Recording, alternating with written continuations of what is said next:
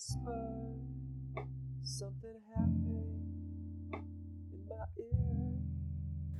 Bonjour, ou peut-être bonsoir. Just a Saturday. Aujourd'hui, je te propose de mêler la douceur de la plume d'édredon à celle de nos grands auteurs. Oui, je te propose de te détendre et pourquoi pas de fermer les yeux pendant que je te présente l'analyse linéaire d'un grand classique de la littérature française et du bac de français. Je t'invite à me suivre sur les pas d'un monstre sacré de la littérature et d'un de ses combats politiques contre la misère, puisque nous allons aujourd'hui parler de Victor Hugo et d'un célèbre passage du poème Mélancolia. Victor Hugo est considéré comme le chef de file du mouvement romantique. Qu'est-ce que le romantisme ? Le romantisme, c'est principalement trois grands enjeux. Tout d'abord, un lien très fort entre l'homme et la nature. Ensuite, c'est l'expression des sentiments personnels du poète, ce que l'on appelle le lyrisme, et qui conduit très souvent le poète à utiliser la première personne. Mais c'est également l'engagement. Les romantiques, et Victor Hugo au premier plan, sont des poètes engagés, c'est-à-dire qui n'hésitent pas à utiliser leurs plumes pour défendre leurs idées. Et cet aspect-là du romantisme va particulièrement nous intéresser aujourd'hui. On retrouve toutes ces préoccupations dans le recueil des Contemplations, publié en 1856 et divisé en deux grandes parties, autrefois et aujourd'hui. Et le poète justifie lui-même cette division dans sa célèbre préface. Je cite : « Un abîme les sépare, le tombeau. Ce tombeau qui sépare autrefois et aujourd'hui, c'est bien entendu le tombeau de Léopoldine, la fille du poète, morte noyée dans la Seine en compagnie de son jeune époux à l'âge de 19 ans. Le poème que nous allons étudier aujourd'hui se situe dans la première partie du recueil, autrefois. Cette partie est elle-même divisée en trois ensembles. Un premier livre, Aurore, qui utilise la métaphore assez convenue de la naissance du jour qui représente le début de la vie. Un deuxième livre, intitulé L'âme en fleurs, qui fait signe à la fois vers le lien très fort entre le poète et la nature, mais également représente de manière assez conventionnelle la jeunesse. Et enfin, le livre 3, où se situe le poème que nous allons étudier aujourd'hui, s'intitule Les luttes et les rêves. Ces luttes, ces rêves, ce sont les idées, les combats de Victor Hugo, et notamment un combat très célèbre contre la misère qui le conduira à publier en 1862 son fameux roman Les Misérables. Notre poème, lui, est daté de 1838. Il s'agit d'un long poème dont le titre, Mélancolia, fait référence à une gravure d'Albert Dürer, où l'on voit une figure humaine ailée, probablement un ange donc, qui semble méditer tristement sur la marche du monde. Or, c'est bien ce que fait Victor Hugo dans ce long poème composé de plusieurs petites scénettes, de plusieurs portraits en actes. Le poème s'ouvre sur le personnage d'une jeune femme pauvre, poussée à se prostituer. Puis il se poursuit par l'évocation d'un homme envoyé au bagne pour un vol mineur. Ces deux personnages ne sont pas sans préfigurer les personnages que l'on retrouvera dans Les Misérables. Le poème se poursuit par une évocation de l'homme de génie incompris, qu'il soit poète comme Victor Hugo lui-même ou encore homme politique, avant de se focaliser sur un groupe d'enfants dont le poète se demande où ils se rendent avant de comprendre qu'ils vont au travail.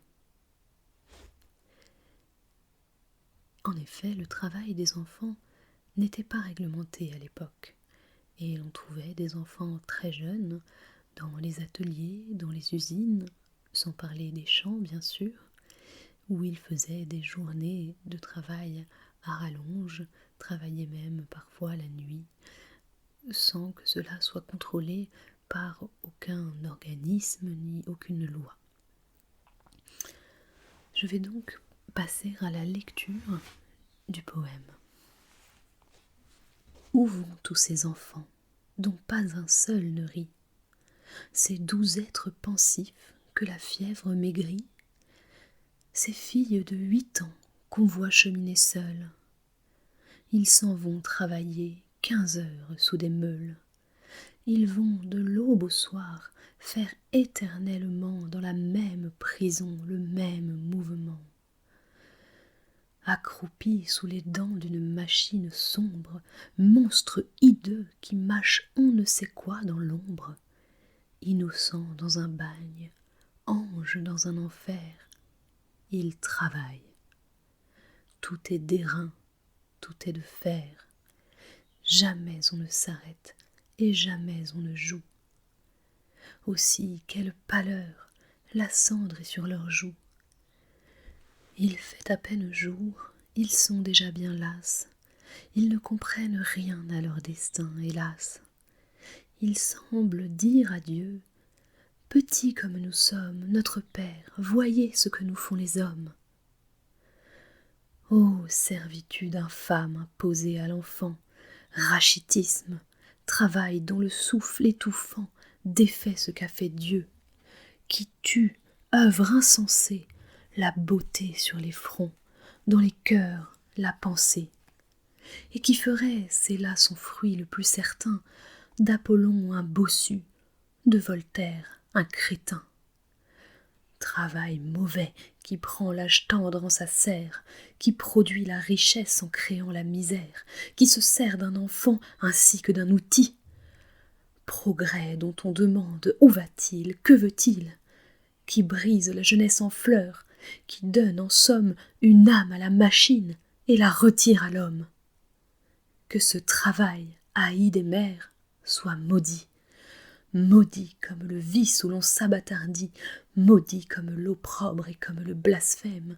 Ô Dieu, qu'il soit maudit au nom du travail même, au nom du vrai travail, saint, fécond, généreux, qui fait le peuple libre et qui rend l'homme heureux.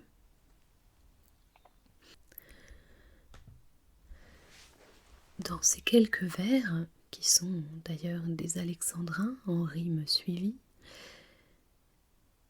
on observe un rythme et une intensité qui vont crescendo, et on passe peu à peu du registre pathétique qui suscite la pitié du lecteur, la compassion, au registre polémique, puisque Victor Hugo cherche de plus en plus à susciter notre révolte face à ces conditions infâmes imposées à des enfants, symboles d'innocence et de pureté. Nous pourrons donc distinguer dans ce texte 3 mouvements. Le premier mouvement serait simplement les 3 premiers vers, les 3 questions qui ouvrent cet extrait du texte. Où vont tous ces enfants? Le deuxième mouvement, depuis ils s'en vont travailler, jusqu'à notre Père, voyez ce que nous font les hommes, est tout simplement la réponse à cette question qui se déploie dans un premier temps sur 3 vers. Et cette réponse, c'est celle du travail. Et ce mouvement est lui-même construit sur un crescendo dans le pathétique, puisqu'il se termine sur une adresse à Dieu par les enfants eux-mêmes, à qui Victor Hugo donne ici la parole. Et enfin, le troisième mouvement commence à « Ô servitude infâme imposée à l'enfant » et se termine avec « Qui fait le peuple libre et qui rend l'homme heureux », donc jusqu'à la fin du poème. Et c'est le mouvement qui révèle de plus en plus fortement l'indignation du poète face au travail imposé aux enfants.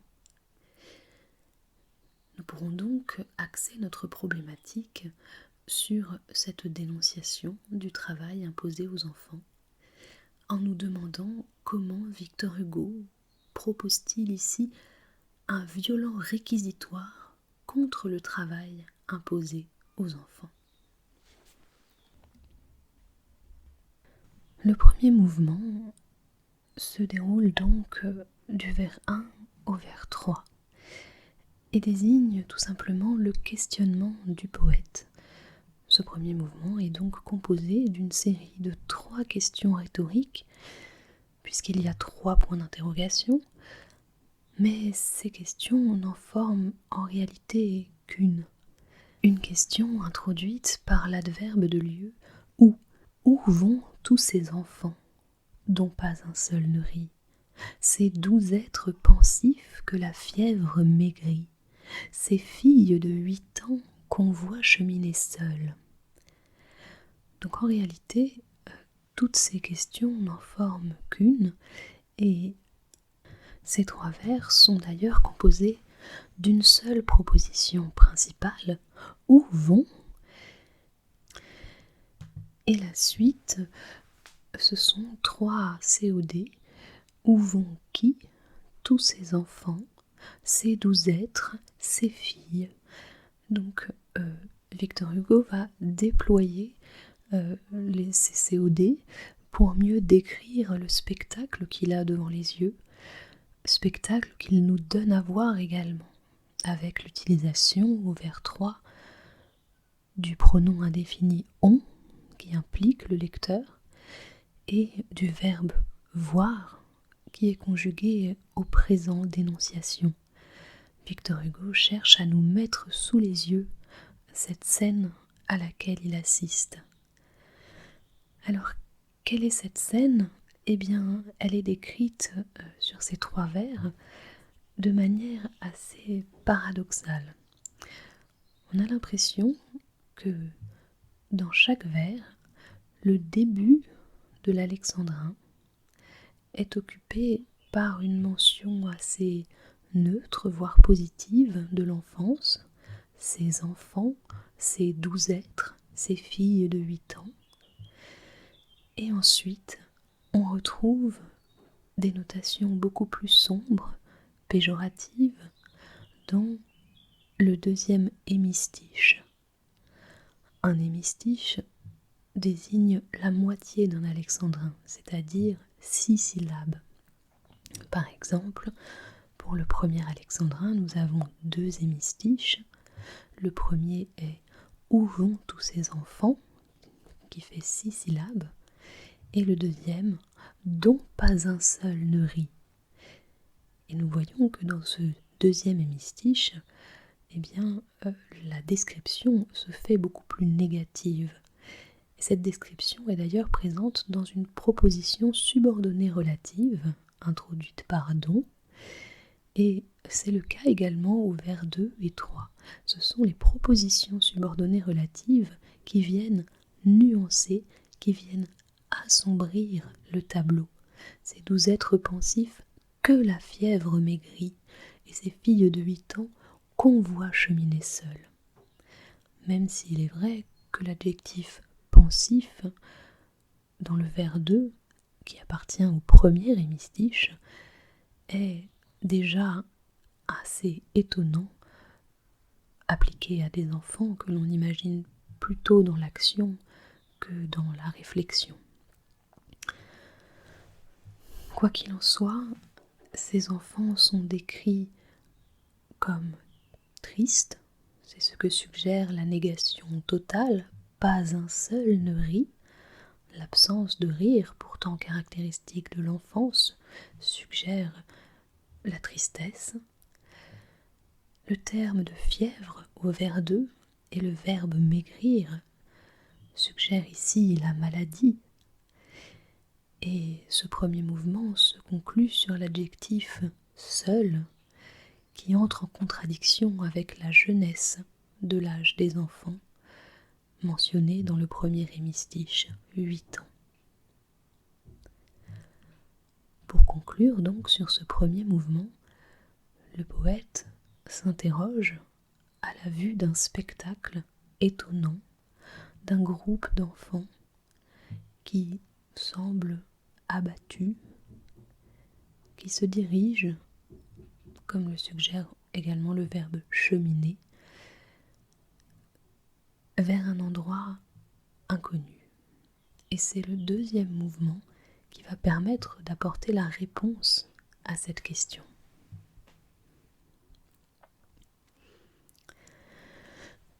Dans ce deuxième mouvement, qui va du vers 4 au vers 16, la réponse du poète va se faire de manière très détaillée. Et elle arrive de manière très claire également, avec la mention pour la première fois du verbe travailler. Ils s'en vont travailler 15 heures sous des meules. Et ce verbe travailler va revenir à plusieurs reprises dans le poème. Au vers 10, ils travaillent. Au vers 18, travail. Au vers 23, travail mauvais. Au vers 29, ce travail. Au vers 32, travail. Et au vers 33, vrai travail.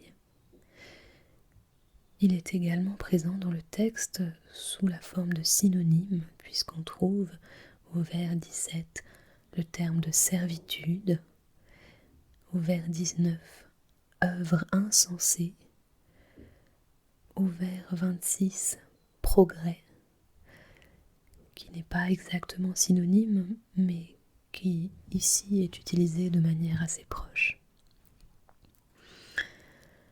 Pour en revenir à notre deuxième mouvement, Victor Hugo commence par évoquer les conditions de travail de ses enfants.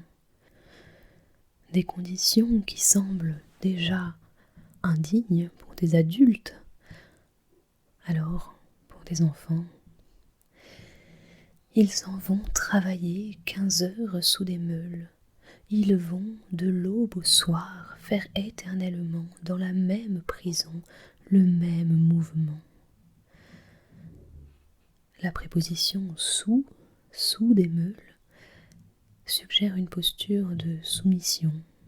Les enfants subissent, aussi bien physiquement qu'en termes symboliques, ce travail qui les occupe pendant une journée qui semble interminable, puisque nous avons 2 compléments circonstanciels de temps dans ces 2 vers, 15 heures et de l'aube au soir. Et cette impression de durée interminable est renforcée par l'adverbe éternellement qui occupe à lui tout seul quasiment un hémistiche puisqu'il fait 5 syllabes. Et puis par la répétition de l'adjectif même dans la même prison, le même mouvement qui évoque la répétition de ces gestes mécaniques qui vont peu à peu transformer ces enfants en machines.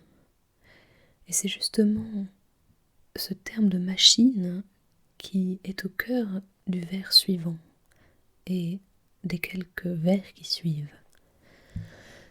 Accroupi sous les dents d'une machine sombre, monstre hideux qui mâche on ne sait quoi dans l'ombre, innocent dans un bagne, ange dans un enfer, il travaille. Victor Hugo commence par reprendre l'idée d'une posture de soumission avec l'adjectif accroupi et la préposition sous qui réapparaît ici. Et ils sont accroupis sous les dents d'une machine sombre. L'adjectif sombre, renforcé par la rime avec ombre au vers 8, insiste sur cette atmosphère infernale qui commence à s'installer ici et qui sera renforcée par la présence de la métaphore de l'enfer au vers suivant. Mais surtout, ce vers numéro 7 est frappant parce qu'il commence à personnaliser, à personnifier la machine. Cette machine est dotée de dents. Elle devient un monstre qualifié de manière péjorative de hideux. Et ce monstre mâche de manière inquiétante et il mâche on ne sait quoi dans l'ombre. On peut donc supposer qu'il mâche les enfants. En tout cas, il y a une inversion frappante entre l'homme et la machine. Les enfants sont réduits à des objets, et cette métaphore apparaîtra plus tard dans le texte. Ils sont réifiés. La réification est une figure de style qui vient du latin res rei, qui désigne la chose. Donc la réification, c'est l'inverse de la personnification. C'est le fait de prendre un être humain et d'en parler comme si c'était un objet. Et donc ici, on a l'impression d'une inversion entre les enfants qui deviennent des machines finalement, des objets, peut-être même de la nourriture, pour cette machine qui, elle, devient vivante. Elle ne devient pas humaine, mais elle devient vivante, une sorte d'ogre monstrueux, de monstre hideux. Les enfants sont ensuite qualifiés, dans un vers construit en parallélisme, d'innocents dans un bagne et d'anges dans un enfer. C'est un parallélisme puisque innocent fait écho au terme ange et bagne fait écho au terme d'enfer. Et à chaque fois, nous avons également des antithèses, puisque le bagne, c'est-à-dire la prison, est censé renfermer des coupables et non des innocents, et que les anges sont censés être au paradis et non pas en enfer. Et donc ce vers, qui est très frappant, qui est très bien construit, résume la vision de cet atelier, de cette usine peut-être, qui est comparée de manière métaphorique à une prison. Le terme est d'ailleurs déjà apparu au vers 4, donc la métaphore ici est filée, c'est-à-dire qu'elle se poursuit sur plusieurs vers. Et puis la métaphore de l'enfer également est filée, puisque on a la mention de l'ombre, de l'obscurité, de la cendre également un peu plus loin. Et puis c'est le début également du champ lexical de la religion, puisqu'on aura plus loin au vers 15 une évocation de Dieu et une prière adressée par les enfants à Dieu. Ce qui est très frappant sur ce passage-là, c'est qu'il est composé d'une phrase assez longue qui se poursuit sur 4 vers et qui se termine par un rejet. Le rejet, c'est-à-dire que la phrase du vers 9 se poursuit sur le vers 10 et elle se termine rapidement, comme si le terme « il travaille » était rejeté au début du vers 10. Et ce rejet crée un effet de chute et met en valeur le terme de travail, qui apparaît presque comme une sanction, comme une punition, comme une condamnation. On a ensuite à nouveau un parallélisme. Tout est d'airain, tout est de fer. Et encore un. Jamais on ne s'arrête et jamais on ne joue.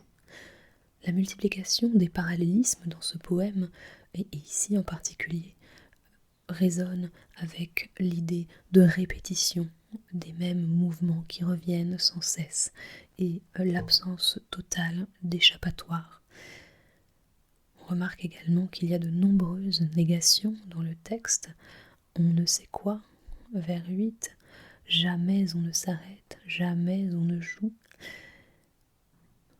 Vers 11, ils ne comprennent rien, vers 14. Ces nombreuses négations montrent à quel point l'enfance est niée par le travail.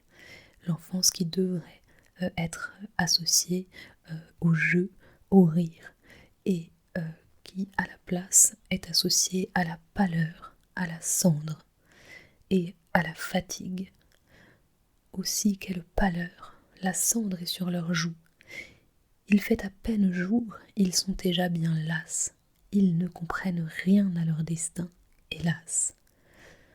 Dans ces 3 vers, on a 2 exclamations et l'interjection hélas, qui est typique du registre élégiaque. Le registre élégiaque, c'est le registre de la plainte. Et ici, Victor Hugo se plaint et plaint également ses enfants. Nous sommes tout à fait également dans le registre pathétique, puisque c'est bien évidemment notre pitié, notre compassion qui est suscitée ici. Et la mention du terme de destin est très intéressante, puisqu'elle suggère, comme dans la tragédie grecque, que ces enfants n'ont aucune possibilité d'échapper à ce destin, et que quoi qu'il advienne, ils devront le subir et ils devront continuer à occuper cette prison, cet enfer et à répéter le même mouvement sans cesse, un petit peu comme un condamné de la mythologie grecque, un Sisyphe par exemple, condamné à pousser une pierre en haut d'une montagne pour qu'elle redescende chaque soir et donc refaire ce même mouvement éternellement, ou d'un Tantale qui voit constamment défiler sous ses yeux les mets les plus appétissants et les boissons les plus rafraîchissantes sans pouvoir jamais y toucher. Donc ces enfants sont transformés en condamnés mythologiques ici. Et ils vont, eux, s'adresser à Dieu dans une prière au discours direct, comme le montre la présence du tiret. Il semble dire à Dieu, donc ce verbe sembler indique que c'est bien Victor Hugo qui interprète les regards, les gestes, peut-être les soupirs des enfants, et qui leur donne la parole. Et voilà ce que disent les enfants. Petits comme nous sommes, notre Père, voyez ce que nous font les hommes. Donc ils prennent Dieu à partie. C'est finalement moins une prière, comme on pouvait s'y attendre, avec le terme Notre Père, qui rappelle le Pater Noster, la prière catholique. On pourrait s'attendre à une prière, mais en réalité, nous avons plutôt une prise à témoin, un appel, puisqu'ils utilisent l'impératif « voyez ce que nous font les hommes ». Donc ils cherchent à appeler le regard de Dieu sur leur situation, et ils insistent sur leur petitesse, ce qui les oppose aux hommes qui sont eux grands, et à la machine qui les mâche dans cette prison. Donc on a vraiment dans ce mouvement une gradation dans le pathétique et dans la pitié que Victor Hugo cherche à susciter pour les enfants, ces enfants dont il décrit les conditions de travail de manière absolument terrifiante, ce qui n'est pas sans rappeler l'étymologie du mot travail, qui vient du latin tripalium, qui désigne un objet de torture. Ici, le travail semble retrouver tout son sens étymologique de torture. Nous pouvons ensuite passer au troisième mouvement qui occupe les vers 17 à 34, qui sont consacrés à l'indignation croissante du poète face au travail imposé aux enfants. Nous voyons déjà que le terme de travail est très présent dans cette partie du texte, et en fait il va faire l'objet d'une véritable définition, puisque Victor Hugo va passer d'une désignation péjorative du travail, œuvre insensée au vers 19, travail mauvais au vers 23, à une vision beaucoup plus positive du travail qui sera associée cette fois-ci au travail des hommes et non pas des enfants.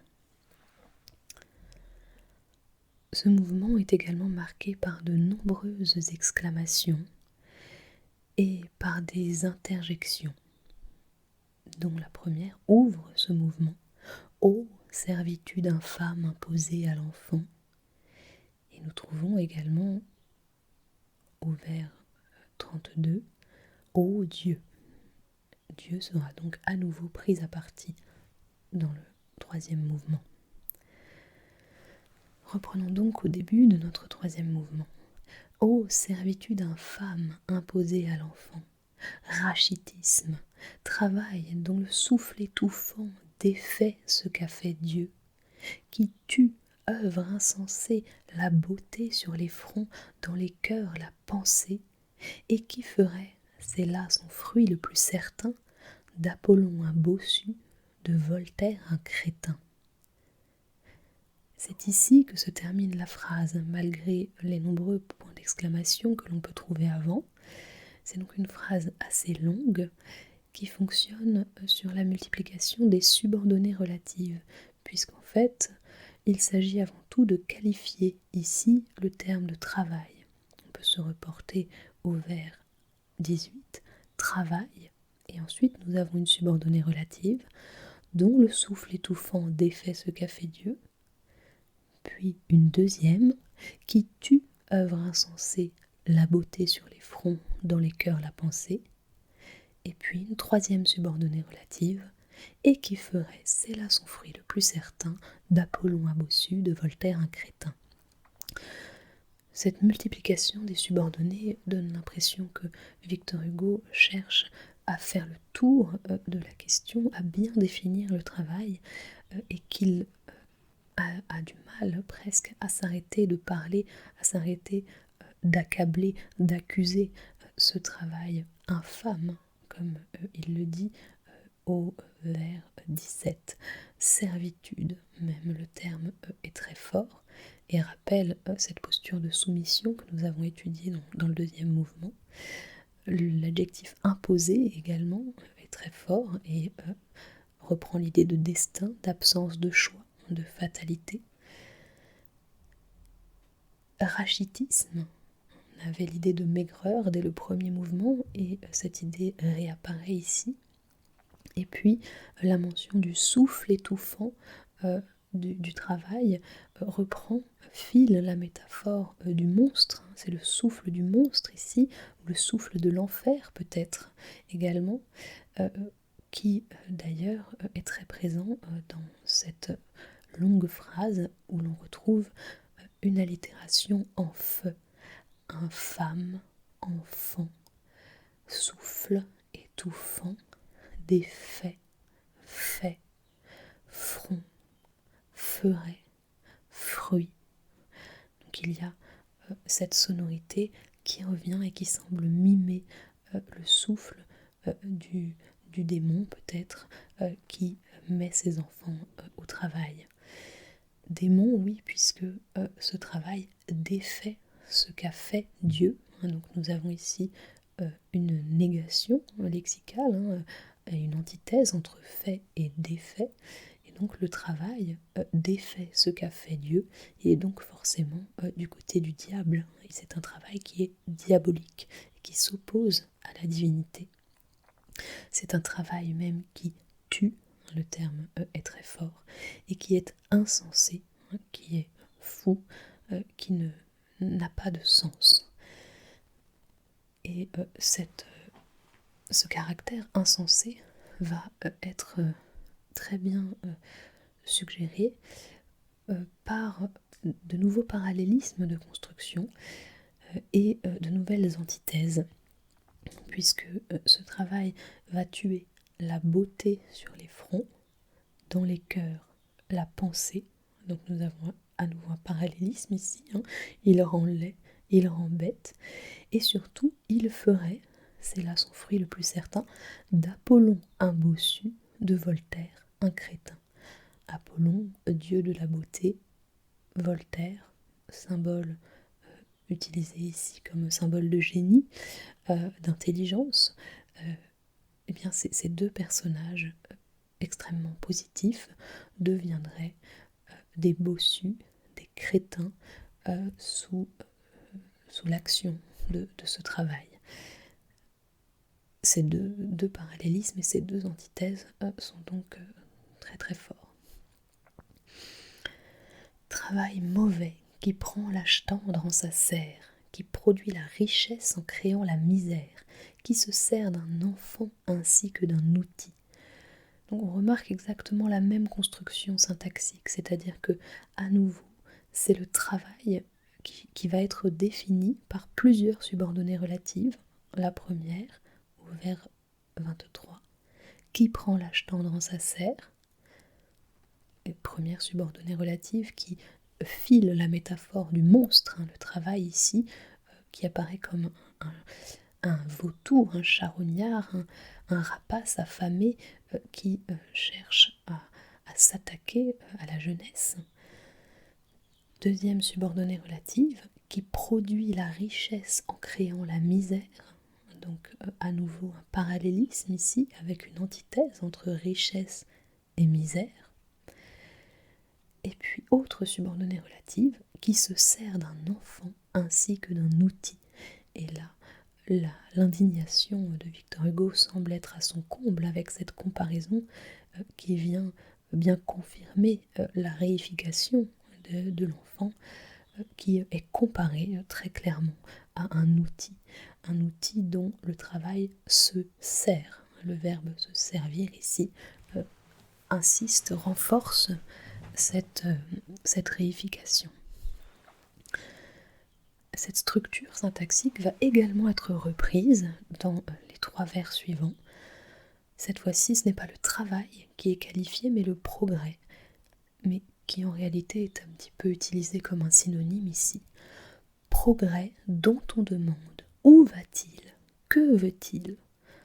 Donc dans cette première subordonnée relative, on remarque la présence du pronom indéfini on, qui cherche à impliquer le lecteur, et ces deux questions rhétoriques, dont la première, où va-t-il, reprend de manière assez frappante la première interrogation de Victor Hugo qui était où vont tous ces enfants. Et finalement, la vraie question pour Victor Hugo semble plutôt être où va ce progrès dont on nous parle tant, dont on nous a tant parlé au siècle des Lumières, si il n'empêche pas cela d'arriver, cette injustice flagrante, cette maltraitance tout simplement à l'égard des enfants. Et que veut-il? Le verbe vouloir ici contribue à nouveau à personnifier le progrès, à personnifier le travail, cette espèce de monstre, cette espèce de charognard.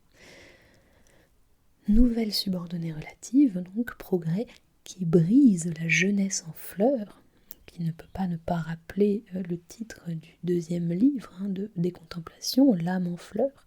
Donc c'est une image assez convenue de la jeunesse. Et donc le verbe briser ici est assez fort et suggère une certaine violence. Puis nouvelle relative qui donne en somme une âme à la machine et la retire à l'homme. Donc là, Victor Hugo ne pourrait pas dire plus clairement que le travail personnifie la machine et réifie l'enfant. La fin du texte est occupée par une apostrophe à Dieu et par une véritable malédiction au subjonctif. Que ce travail haï des mères soit maudit. Donc une injonction très très forte, la mention du verbe haïr, la détestation des mères, puisque ce travail s'en prend à leurs enfants, et puis la reprise, la répétition en anaphore de l'adjectif maudit, avec 3 comparaisons successives. Maudit comme le vice où l'on s'abattardit, maudit comme l'opprobre et comme le blasphème. Donc à nouveau le vocabulaire religieux ici qui va réapparaître et culminer avec l'adresse à Dieu. Ô Dieu, qu'il soit maudit au nom du travail même, au nom du vrai travail, saint, fécond, généreux, qui fait le peuple libre et qui rend l'homme heureux. Et donc, ici, à la fin de notre extrait, puisqu'il ne faut pas oublier que ce n'est qu'un extrait de Mélancolia, à la fin de cet extrait, Victor Hugo redéfinit le travail et il oppose le vrai travail, le travail même, au faux travail, celui des enfants. Et il va chercher à véritablement faire l'éloge du vrai travail en le qualifiant de manière très méliorative de saint, fécond, généreux, dans un rythme ternaire avec une gradation tant en termes de sens qu'en termes de nombre de syllabes, saint, fécond, généreux. Cette gradation occupe d'ailleurs tout un hémistiche. Et ce travail est à nouveau qualifié par 2 subordonnées relatives, mais qui cette fois vont être tout à fait positives, puisque le travail est ici associé à la liberté, qui fait le peuple libre et qui rend l'homme heureux. Et donc, de manière assez inattendue, le poème se termine sur l'idée de bonheur, et l'idée que le bonheur est peut-être atteint par le biais du travail, mais du vrai travail cette fois.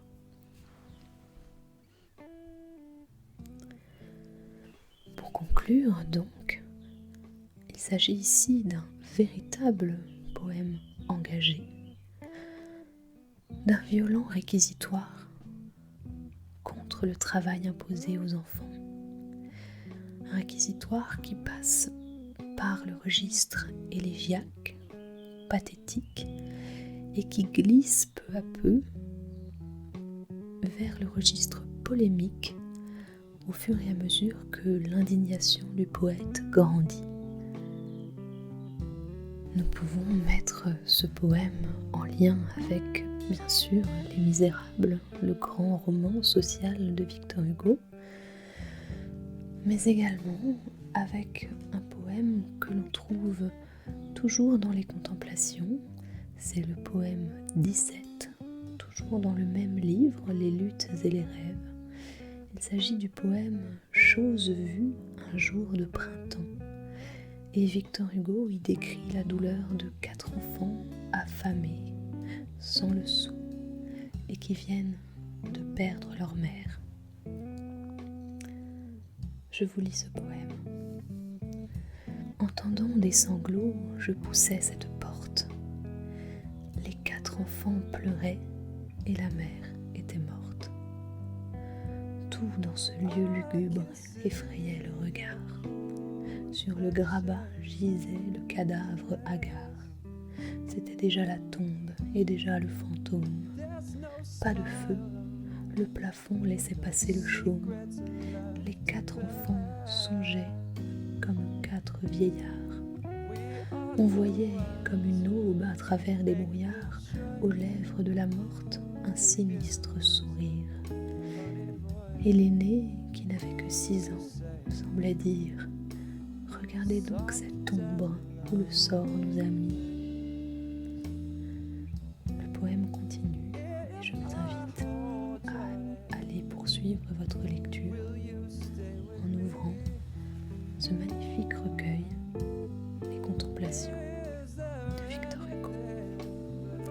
Merci.